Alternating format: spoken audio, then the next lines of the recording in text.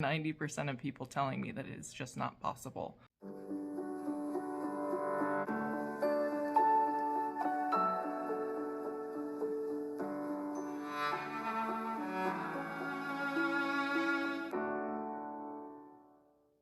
This vlog contains talk about diet and weight loss. Viewer discretion advised.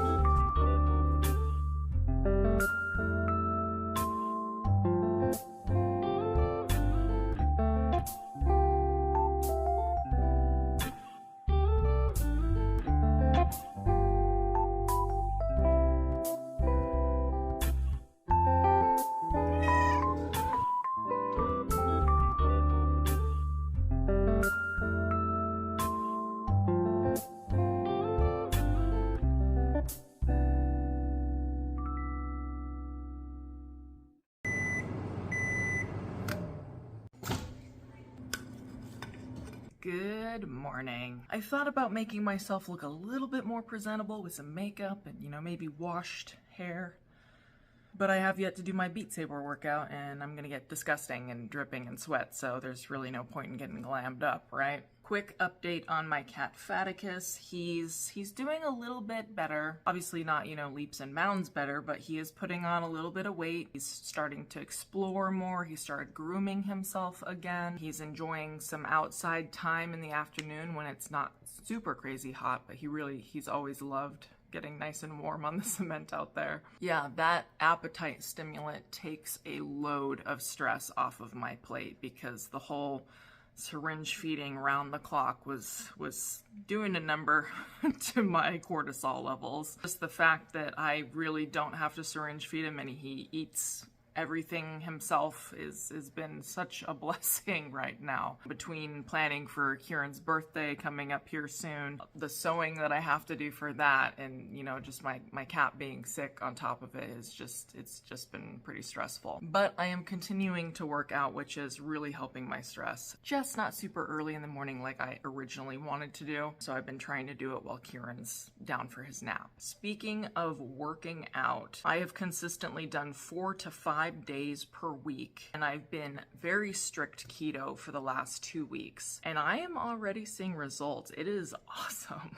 I mean, not only am I feeling amazing, I have so much more energy. I feel like all that inflammatory, water retention is completely gone. I have no more sleep apnea.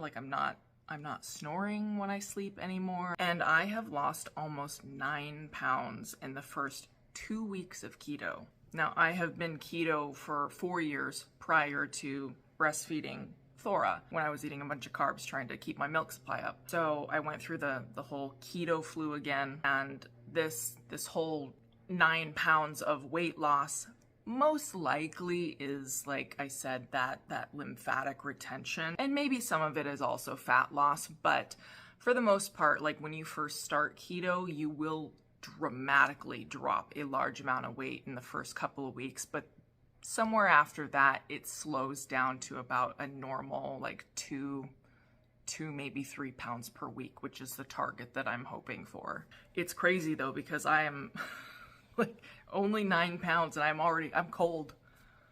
I have the thermostat set to 72. And before, it was I needed it at 68 because I was just so hot all the time. I mean, some of that's probably also the postpartum hormones calming down and everything. Now that we're 11 weeks postpartum. But yeah, it's been incredible. I feel amazing. I'm really excited for my health and seeing how my joints and my body's gonna be feeling moving forward. I already feel amazing with only 9 pounds lost. So very excited for the next 75.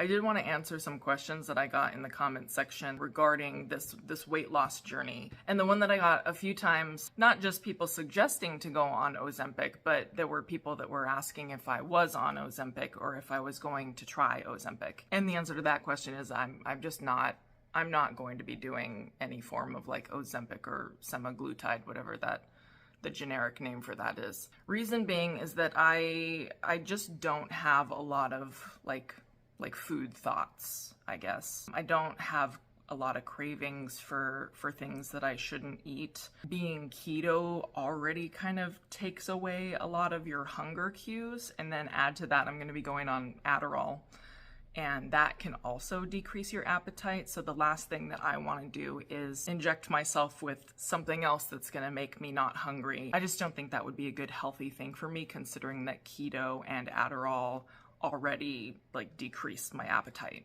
Like when I go keto, I can go several hours completely sated after a meal. Like I can go like 6 hours and not feel any hunger, and I feel like my body's still using the fuel from my meal. The next question I got was, can you show us what meal prep looks like for you? And I will absolutely do that. I will do that after this conversation because I do need to meal prep again. I've always been a real big fan of meal prep.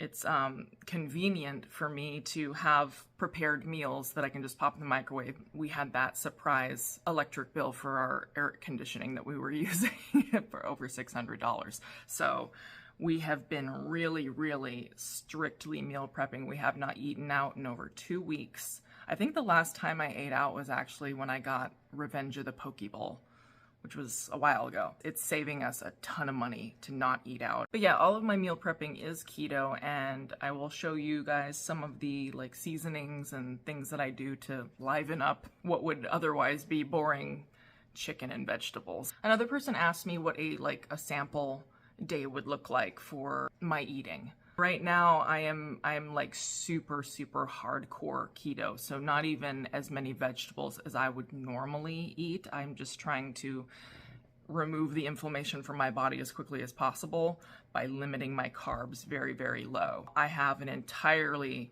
protein breakfast, 3-egg omelet with cheese and bacon bits. For lunch, I have one of my meal prepped meals, which is just chicken and vegetables. And then as far as snacks go, I have a bunch of like cheddar cheese sticks in the drawer in the refrigerator. And then I also have those Chomps meat sticks in the pantry, and those don't have any sugar. I'll reach for a cheese stick and a meat stick when I'm needing to refuel a bit in the afternoon. And then dinner, I usually grab another one of my meals that I have prepped. But sometimes if we actually have energy, like last night, we will have like a ribeye with some sauteed mushrooms. But there are also times when I'm just not hungry because of being in ketosis, or I had my snack a little bit later in the evening than I typically would, and then I'm just not hungry at night, and I'm usually in bed by 8 because I'm exhausted. So sometimes I do skip dinner, and then sometimes we make dinner, and then sometimes I just eat one of the meals that we have in the fridge. And then the last most frequent, not necessarily a question, but statement, I guess, was like like 90% of people telling me that it's just not possible to lose the weight at my age, after having kids and stuff, and you'll never look the same, like you're fine just the way you are, just accept yourself. I can understand the sentiment of accepting myself the way I am, but I do not feel healthy. I don't feel as good as I did before my 3 pregnancies, and obviously some of that's to do with going through 3 pregnancies, but a lot of that's to do with the almost 100 pounds that I've added to my frame. I do think that I'm going to feel a lot better when I lose the last 75 pounds. I have no delusions of looking exactly the way I did before getting pregnant with Kaia. I'm gonna have stretch marks, I'm gonna have some loose skin, I'm gonna have some wonky boobs, but I do think losing the weight is possible, and I do think I'm gonna be able to fit in some of my clothes. Maybe not the smallest of the small clothes, but I do think I'm gonna fit into some of my clothes again. I mean, maybe I'm overly ambitious. I believe it. I really, truly believe it, and I think in 2 years, it will happen. I really believe that. The reason I believe that is because for a very long time, almost 2 decades, it was part of my job description to be fit and to diet. I was a fashion model for 15 years, and I had to maintain very strict measurements with my body. So that meant knowing how to move my body and knowing what exercises to do and knowing how much to do and how much to eat and everything. Not that I want to be extreme and get down to the size that I was when I was a model, but I know how to do it, is what I'm saying. So it's not like I was just a thin person before who never exercised or anything and doesn't know how to do that. I spent a great deal of my life, starting when I was like 13, because that's when my modeling career began. Since that young age, exercising and watching my weight and everything. I'm just chalking it up to the fact that I know how to lose weight. I know how to be fit. I did it for many, many years, and I'm gonna do it again. Anyway, it is time. That's another one. No drinking. No drinking alcohol, except like maybe once a month. That makes a huge difference. Anyway, what was I saying? Damn ADHD. All right, meal prep. I gotta take some chicken out of the freezer, and while that's thawing, I'm gonna do my workout. Okay, some thighs. Just gonna pop these in some water to thaw a bit quicker. And then Cam really likes it when we do more of like an Asian influence with our spices and everything. So I'm gonna be doing this riced cauliflower stir fry. Basically, it makes it feel like you're having rice without actually having the rice. And then I'm just gonna do some garlic broccoli. Normally I would make it with sesame oil, but because it's one of our favorite meals to prep, we are out of sesame oil, so I'm probably just going to use olive oil. Anyway, while this thaws, I'm gonna get to my workout.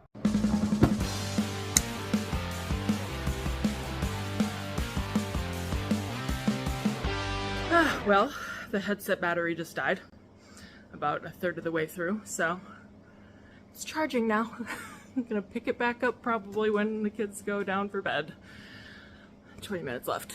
So while that is not happening, I'm gonna get some meal prep going. Cam is currently working on freeing up one of the Tupperware for me. So I'm gonna be doing 6 meals. Got my chicken, got my broccoli, got my cauliflower stir fry. I am doing bone-in, skin-on chicken thighs, and I preheated the oven to 450. Already had oil in the bottom of this pan, but I'm just going to apply a bit of oil on top of the chicken. And like I said, normally I use sesame oil for this, but I'm out of that, so I'm going to use olive oil. For any chicken recipe, I always add salt and pepper before anything else. Then I'm going to generously apply this multi-purpose umami seasoning. A teensy dash of ginger. White pepper to taste, it kicks it up a notch. And then I like to sprinkle on a little bit of this seaweed seasoning. It has seaweed and sesame seed. I know I'm mixing regions here, but it's my fusion. Don't come for me. Just a little dash. It's gonna go in the oven on 450 for 45 minutes, or until my thermometer thing beeps. Now for the garlic broccoli. Gonna use a bit of garlic olive oil. Then some minced garlic from a jar. And no, we do not mince our own garlic around here because ain't nobody got time for that. Ain't nobody got time for that. Man, we're gonna smell disgusting. Some salt. And a little umami flavoring. And mix it all together. First, I add the broccoli and the cauliflower stir fry. I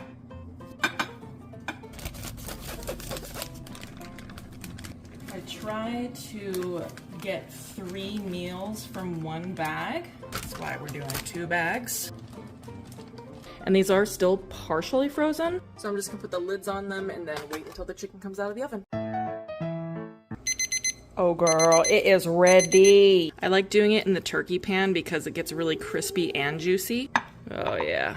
And here are 6 keto meals. Now the important thing about meal prepping like this is that you have to leave the meals on the counter until they cool down to a safe enough temperature to put in the refrigerator, because you don't want the hot meals raising the ambient temperature in your refrigerator and then compromising your other food. We do still have the old refrigerator from our apartment in the garage, which we use exclusively for our meal prepped meals. So I do sometimes put them in there when they're still warm, but there are some other meals in there right now, so I'm gonna wait for these to cool down. It's really important to avoid food poisoning. Anyway, I am gonna feed this little girl, and I will talk to you guys again soon. Bye.